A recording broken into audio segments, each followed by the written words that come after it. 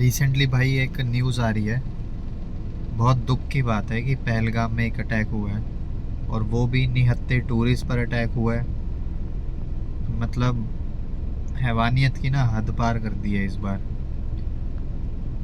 ऐसा अटैक कभी भी नहीं हुआ कश्मीर में। अटैक्स होते रहते हैं, कभी आर्मी पे होते हैं, कभी पुलिस पे होते हैं, या जो लोग बाहर के लोग वहाँ पे काम कर रहे होते हैं। पर ये जो टूरिस्ट पे अटैक हुआ है वो मतलब कुछ वर्ड्स ही नहीं है बोलने को।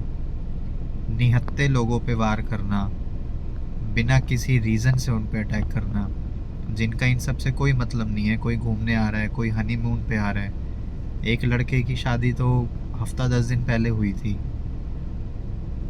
उन जैसे लोगों पे अटैक करना और जानबूझ के लड़कों को या मेल्स को मारना कि उनकी वाइफ विडोज़ हो जाएं, बहनें, और वो अपने घर जाके बताएं कि ऐसा ऐसा हुआ हमारे साथ। उसके बाद नाम पूछ के मारना, आपकी रिलीजन पूछ के मारना, पेंट उतरवाना टू चेक कि आप कौन से रिलीजन से हो। तो ये हद पार कर दी है इस बार। कुछ नहीं छोड़ा, रिलीजन के बेस पे एक टारगेट किलिंग हो रही है। और आपके अंदर अगर दम है तो आप डायरेक्ट आर्मी से आके लड़ लो ना, जो ट्रेंड है इन सब के लिए।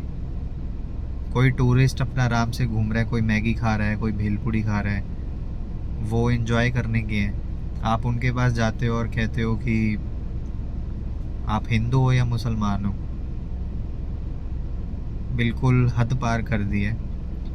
इसके बारे में थोड़ा सा समझेंगे और सॉल्यूशन की बात करेंगे। सबसे पहले कुछ लोग आते हैं टेररिस्ट जो बॉर्डर क्रॉस करके आते हैं, उसमें ये क्रॉस करते हैं। इनके पास ज़रूर लोकल सपोर्ट होता है, बिना लोकल सपोर्ट के ये सब करना पॉसिबल ही नहीं है। इट इज़ नॉट पॉसिबल कि आप बिना किसी हेल्प के, आपको लोकेशन के बारे में कैसे पता, उसकी किस टाइप की लोकेशन है, कितने लोग टूरिस्ट वहाँ आते हैं, उसकी एंट्री पॉइंट, एग्ज़िट पॉइंट्स, मतलब how do you know all this. तो ज़रूर कोई ना कोई लोकल्स होते हैं और जिनका सपोर्ट होता है। रही बात एंट्री की, कुछ लोग कह रहे हैं कि हमारी आर्मी की कमी है, वो कैसे घुसने देती है, इतना सपोर्ट कैसे प्रोवाइड होता है। आप अगर बॉर्डर सिचुएशन को चेक करोगे, जो हमारा एलओसी है वो बहुत मुश्किल बॉर्डर है। उसके अंदर बहुत सारी खाइयाँ, कई जगह तो रिवर्स ही रिवर्स बह रही है। तो वहाँ पे इतना घना जंगल है, इतना हैवी जंगल है कि आप 100 मीटर दूर भी ढंग से नहीं देख सकते हो।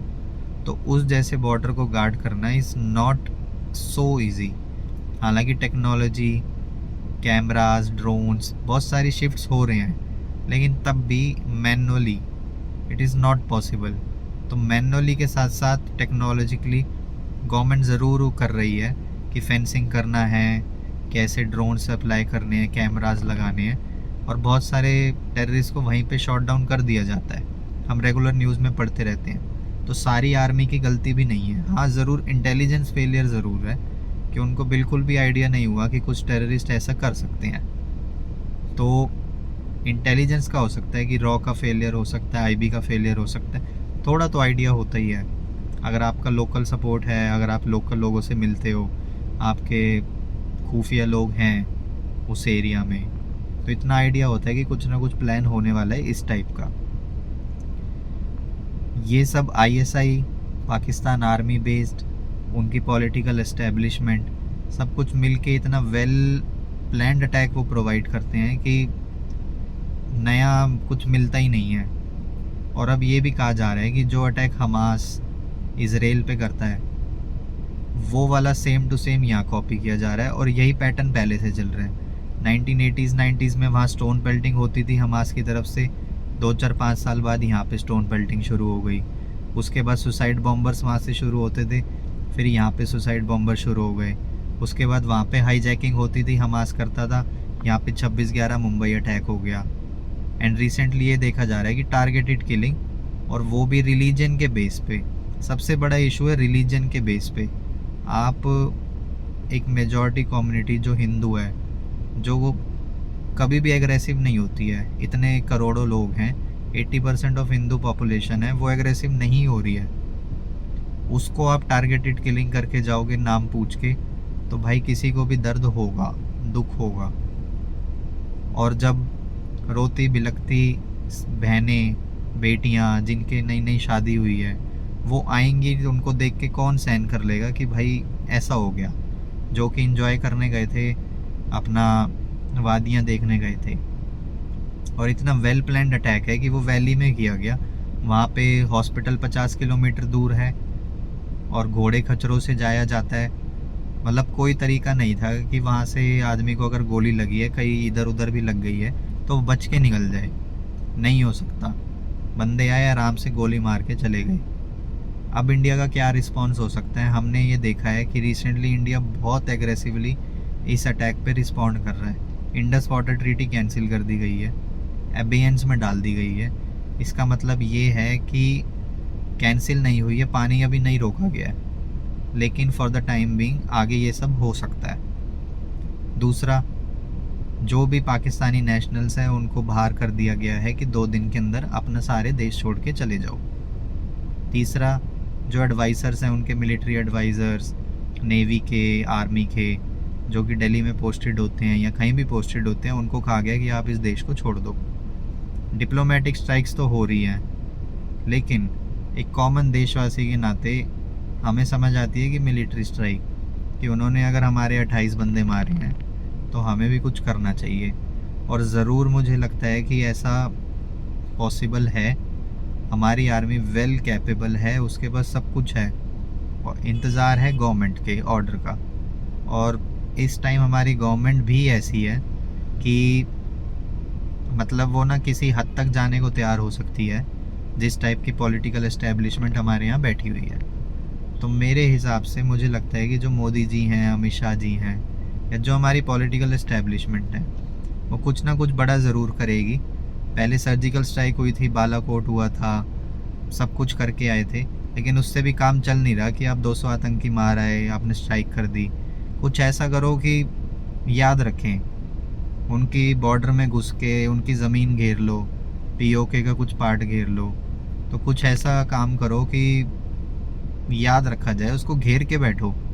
उनकी जो पुलिस की चौकियां हैं, आर्मी की चौकियां, उसको घेर के बैठो। जब दर्द होगा ना कि कैसे लोगों को मारा जाता है, कैसे ज़मीन जाती है, और अब खाली टेररिस्ट नहीं,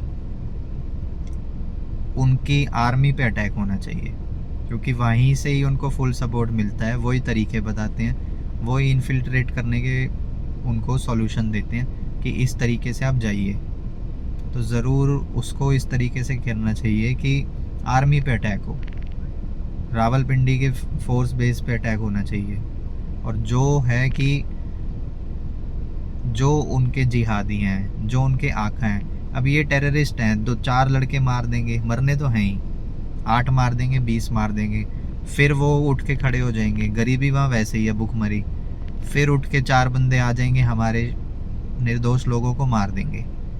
और ये नहीं कि वहाँ पे कुछ टूरिस्ट मरे हैं, हम भी हो सकते थे, कश्मीर में हम भी जा सकते थे और हम भी हो सकते थे। तो पहला सॉल्यूशन तो ये बनता है कि आर्मी को एक स्ट्रिक्ट कुछ करना चाहिए कि भाई याद रखा जाए और इंडिया की हिस्ट्री में लिखा जाए कि इंडिया ने पहली बार ऐसा अटैक किया था और पाकिस्तान के छक्के छुड़ा दिए थे।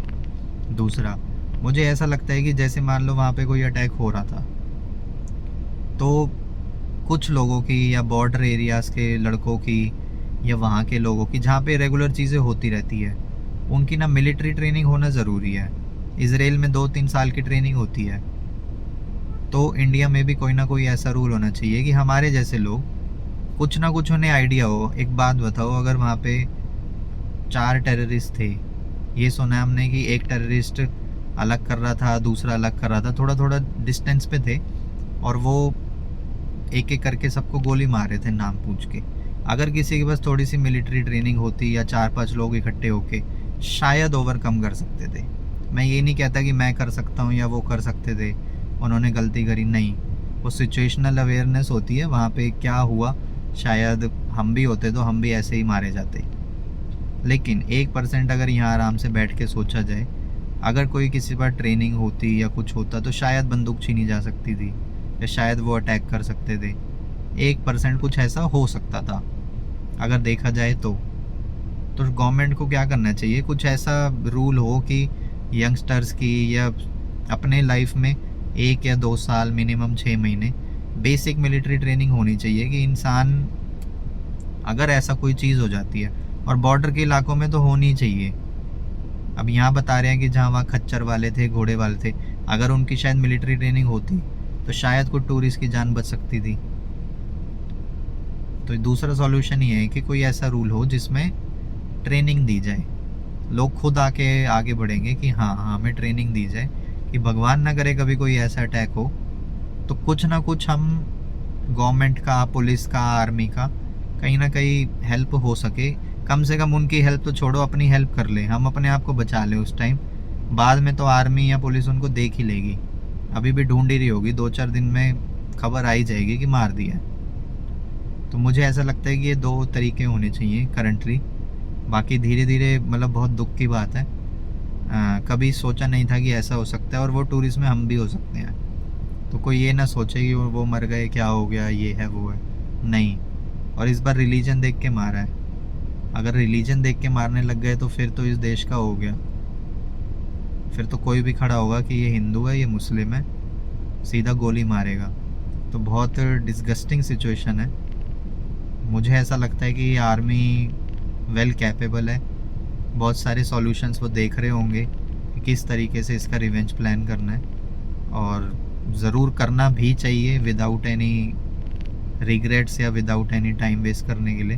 और हमारी गवर्नमेंट भी कैपेबल है कि वो इसको रिप्लाई ज़रूर देगी, चाहे वो किसी भी रीज़न से देख, चाहे कोई इसको पॉलिटिकल माने या कुछ भी माने, लेकिन रिवेंज प्लान करना बहुत ज़रूरी है। हमने वीडियोस देखी हैं लड़कियों की, बहन बेटियों की, तो ये मुझे लगता है कि ऐसा होना चाहिए। आगे धीरे धीरे कुछ